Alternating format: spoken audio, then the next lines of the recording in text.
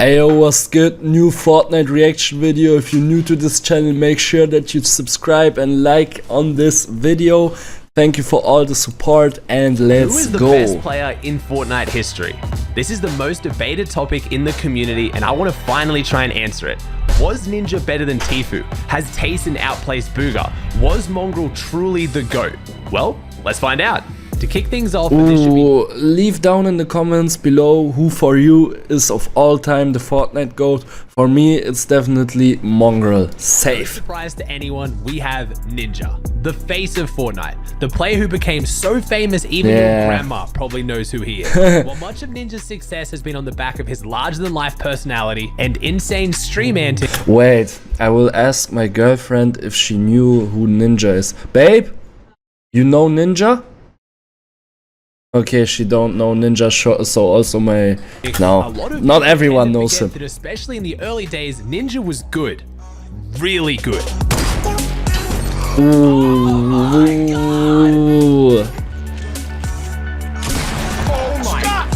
God, that looks so quick. He was like the best public beginner player in the world. No one has such a entertainment gameplay and so much skill and everything in it. You know what I mean? This was so nice, man. So fucking nice. He was the GOAT. This was still the very early days of Fortnite, and while players such as Myth were beginning to develop strategies around using advanced building mechanics to overcome opponents, it was still a battle royale, and aim and decision making won games. Ninja had just switched to Fortnite as one of the best players in H1Z1, so he was no stranger to battle royales. This on top of an illustrious career in competitive Halo meant it came as no surprise he would absolutely dominate in this new battle royale. At this point in time, we didn't have arena. We didn't even have tournaments. We had public matches and no one was better at styling on little Timmy and his friends than Ninja. While Ninja is not often talked about in the world of competitive Fortnite, he also ran the first ever major competitive event in Fortnite history, Ninja Vegas, where on top of prizes for placement and eliminations, there was an added bonus for killing Ninja himself, putting a target on his back among some of the other best players in the game, and he held his own. Ninja would go on to compete in traditional Fortnite, placing in squad FNCS and almost qualifying for World Cup alongside Reverse 2K, but in these early days, he was the undisputed king of Fortnite. As seems to always be the way in early Fortnite, when we have Ninja, we have Tfue. While these two would go head-to-head many times, many would still debate who was better. I'm not going to do that here today though, as I believe they were both on top, but at different times. At this point, much like Ninja, Tfue was known for absolutely styling on kids in pubs with some of the most memorable plays and trick shots that still live on to this day. As these early days progressed though, we began to see the introduction of Fortnite kill races, where Tfue alongside Cloaksy would dominate almost every week of Fortnite Friday, pulling off some of the most insane clutches we have ever seen. Oh, Fortnite Friday was such a nice thing. I loved it. No one south there. Next to me, next to me! Oh, I remember this. Let's go! Let's go! You go! I remember this. Did we win? Yet it was as Fortnite transitioned into mid-Chapter 1 and we saw the rise of major tournaments with the introduction of the skirmishes that Tfue would really cement himself as the best in the game. It was no longer just about styling on kids in pubs. It was about taking on, in my opinion, he was better than Ninja. Yeah. The best of the best in the world. But the playstyle and everything in the beginning of Ninja is unbeatable, you know? In custom lobbies. While Tfue started off slow with a 27th in the... But after that, also in competitive matches, yeah, Tfue was better. And Ninja was not so competitive, he was like the public GOAT. When fall rolled around, Tfue was unstoppable, picking up wins in 2 weeks of the qualifiers, leading to one of the most iconic celebrations in Fortnite history.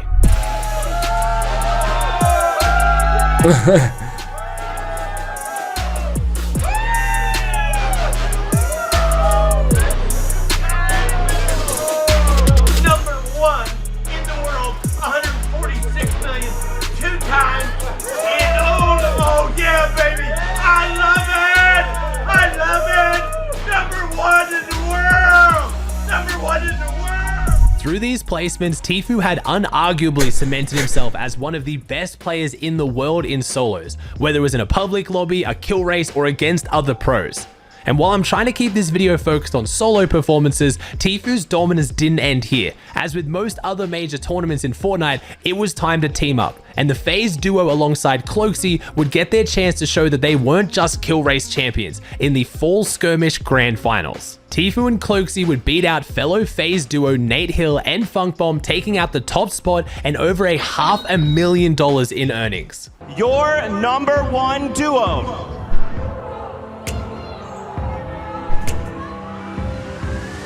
It's Tfue and Cloakzy!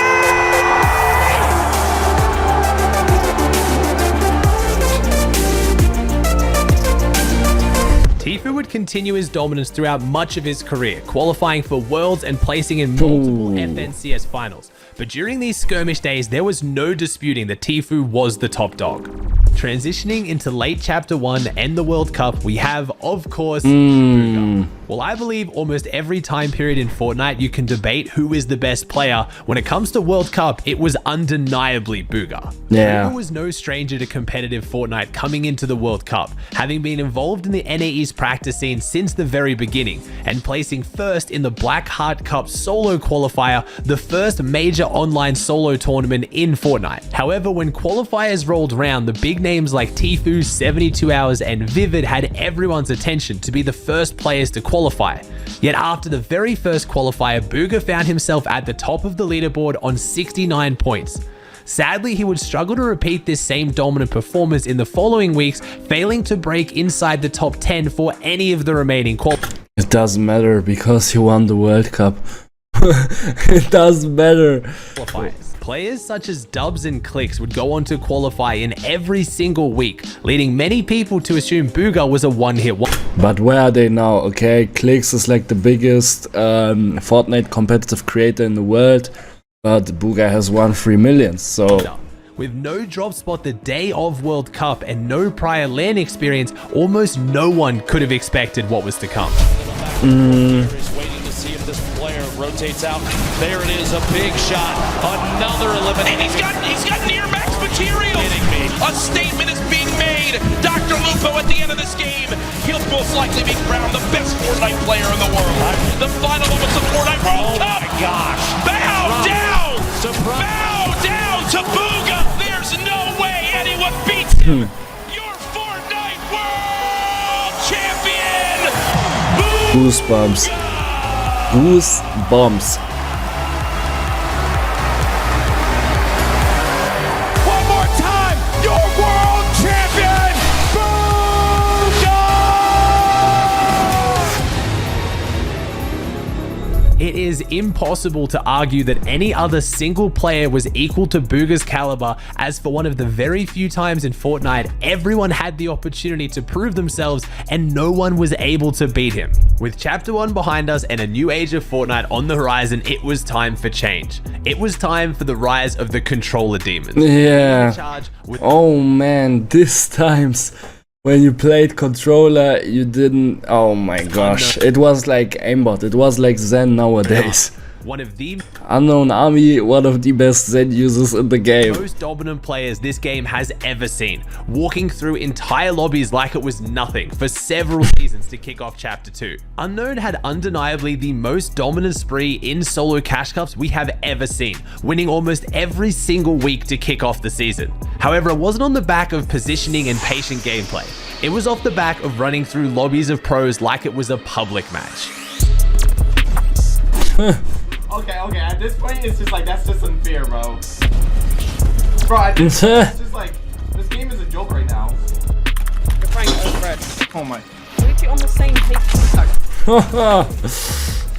Like this, it's not even fair, man. He completely changed the way people thought about playing in stacked lobbies. While Unknown was doing this since before World Cup, actually getting banned from the competitive practice scene in NA East for ruining lobbies, when this more aggressive playstyle came out on top, no one could stop him. Despite being one of the most dominant solo players at the time, it was a team performance that cemented Unknown as the top dog of early Chapter 2, after winning Squad FNCS alongside Ronaldo, Kez, and Avery. Many people attributing this team's success to Unknown's insane damage and elimination potential, essentially having a team consisting of 1 Tapa and 2 support players backing up Unknown. Unknown's legacy is unfortunately one of controversy and debate. Many players attempting to take his achievements off him with accusations of being carried by aim assist. While it is very clear aim assist was not exactly balanced in early Chapter 2, the matter of fact is that there were plenty of other top tier controller players not even close to achieving what Unknown did. He undeniably had one of the most dominant sprees we have ever seen. Oh my god! Oh, this is like, for me, the best clip in Fortnite history. Oh, no, this one. Oh my fucking god! No. There's a clip where he falls in creative from 200 meters, 1 pumps, and stays alive. I don't know how. I mean this clip, but this was not the one.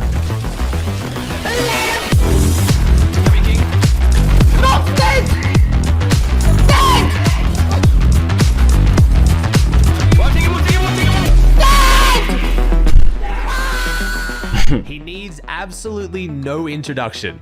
Mongrel, by far one of the most entertaining pros, and while being dominant for much of Fortnite's history, it was in mid-Chapter 2 when I believe Mongrel was on a different level, even more so than the era of MMB. While placing a respectable 26th and 16th in the solo FNCSs to kick off Chapter 2, it was in Season 4 alongside Tayson and Metro that Mongrel would pick up his first ever FNCS championship. While I will admit their first place was through less than conventional teamwork. Take this. Give me a shot. Oh. I drove you AI and you're running away from me. What is that play? I did! Don't do your 100 bro!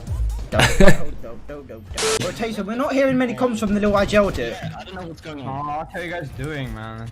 What are you doing? I need some comms though. It was Mongrel's dominant mechanics and sheer fighting ability that enabled this team to win. With a similar playstyle to that of MMB in Season X and some of the worst communication and chemistry we have ever seen in a top tier team, Mongrel proved that armed with shockwaves and 1 pumps, no one could stop him. Yeah, do you want to all go? Yeah, go. 3, 2, 1, go! What is it? Dead! It is very hard to pinpoint a time when Mongrel was at his peak, as he was on top of everyone's list for so long.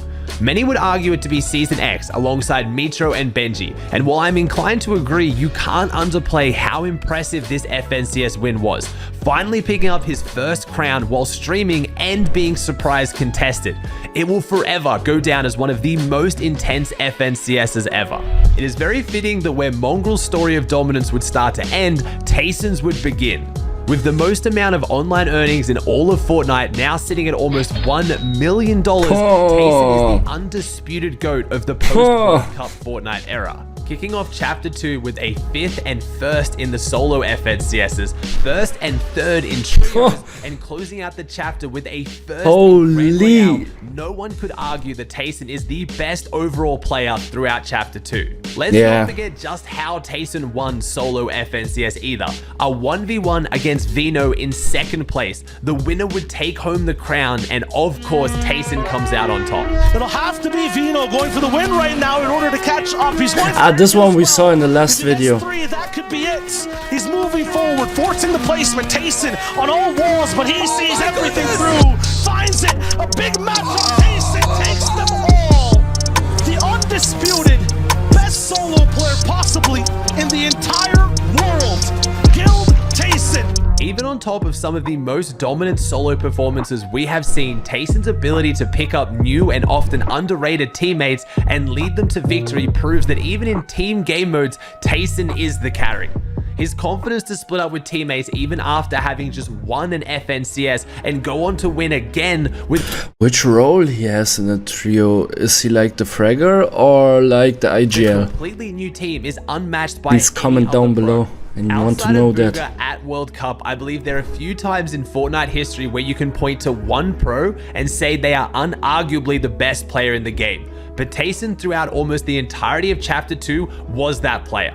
To argue he was at the very least not top 3 would be ridiculous. Much like Chapter 2's early days, Chapter 3 has been dominated by a relatively new face. Malabuka. Yeah. Russian powerhouse who somehow, no matter what place he is in on the leaderboard halfway through a tournament, will almost always end on top. This is huge. Give it up for your winners, Epic Will and Malabuka.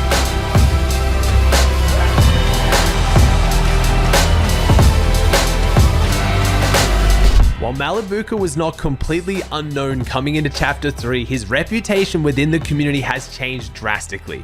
From being the player contesting Mr. Savage's Steamy Stacks, sparking a lot of controversy and negativity, to one of the most respected and beloved pros in the scene.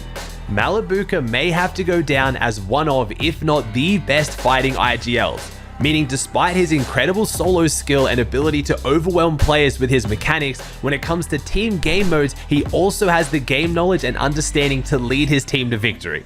To close out Chapter 3 Season 3, he has earned over $500,000 within the span of a few months, taking out 4th and 1st at the Saudi Arabia LAN event and 2nd in the EU FNCS finals. On top of countless Cash Cup wins and multiple world records for most points gained in a single tournament, Malabuka is proving to be undoubtedly the future of Fortnite. I already know this comment section is going to be a war zone, so I wanted to take the chance to say for players like Epic Whale, Miro, Aqua, Zate, and many more I was not able to include. I'll have another special video coming out for them in the future. Nice. Don't worry, I'm not about to disrespect the team mode goats like that. Make sure to subscribe so you don't miss it. Nice, man. Leave a like, leave a subscription if you're new. Thanks for all the support and bye.